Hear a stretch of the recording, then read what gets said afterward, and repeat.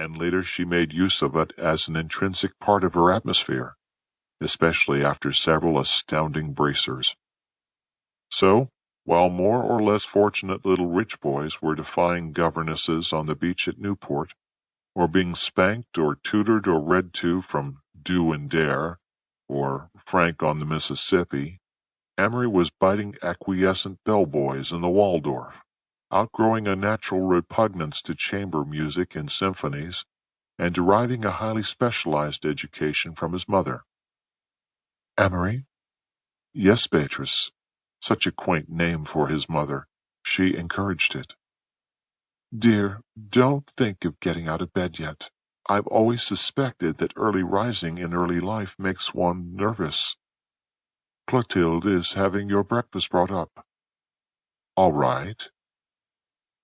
I'm feeling very old today, Amory, she would sigh, her face a rare cameo of pathos, her voice exquisitely modulated, her hands as facile as Bernhardt's. My nerves are on edge. On edge. We must leave this terrifying place tomorrow and go searching for sunshine. Amory's penetrating green eyes would look out through tangled hair at his mother. Even at this age he had no illusions about her. Amory? Oh, yes. I want you to take a red-hot bath, as hot as you can bear it, and just relax your nerves. You can read in the tub if you wish. She fed him sections of the Fête Galante before he was 10. At 11 he could talk glibly, if rather reminiscently, of Brahms and Mozart and Beethoven. One afternoon, when left alone in the hotel at Hot Springs, he sampled his mother's apricot cordial, and as the taste pleased him, he became quite tipsy. This was fun for a while, but he essayed a cigarette in his exaltation, and succumbed to a vulgar plebeian reaction. Though this incident horrified Beatrice, it also secretly amused her, and became part of what in a later generation would have been termed her line. This son of mine, he heard her tell a room full of awestruck, admiring women one day, is entirely sophisticated and quite charming, but delicate. We're all delicate here, you know. Her hand was radiantly outlined against her beautiful bosom. Then, sinking her voice to a whisper, she told them of the apricot cordial.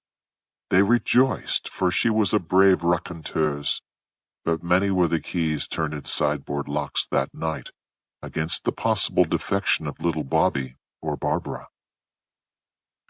These domestic pilgrimages were invariably in state. 2 maids, the private car, or Mr. Blaine when available, and very often a physician. When Amory had the whooping cough, 4 disgusted specialists glared at each other, hunched around his bed. When he took scarlet fever, the number of attendants, including physicians and nurses, totaled 14. However, blood being thicker than broth, he was pulled through. The Blaines were attached to no city. They were the Blaines of Lake Geneva. They had quite enough relatives to serve in place of friends, and an enviable standing from Pasadena to Cape Cod. But Beatrice grew more and more prone to like only new acquaintances, as there were certain stories, such as the history of her Constitution and its many amendments, memories of her years abroad, that it was necessary for her to repeat at regular intervals. Like Freudian dreams, they must be thrown off, else they would sweep in and lay siege to her nerves. But Beatrice was critical about American women, especially the floating population of ex-Westerners. They have accents, my dear, she told Amory.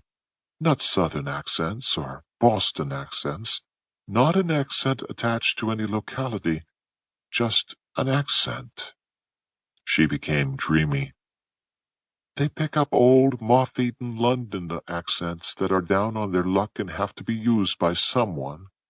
They talk as an English butler might after several years in a Chicago Grand Opera Company. She became almost incoherent. Suppose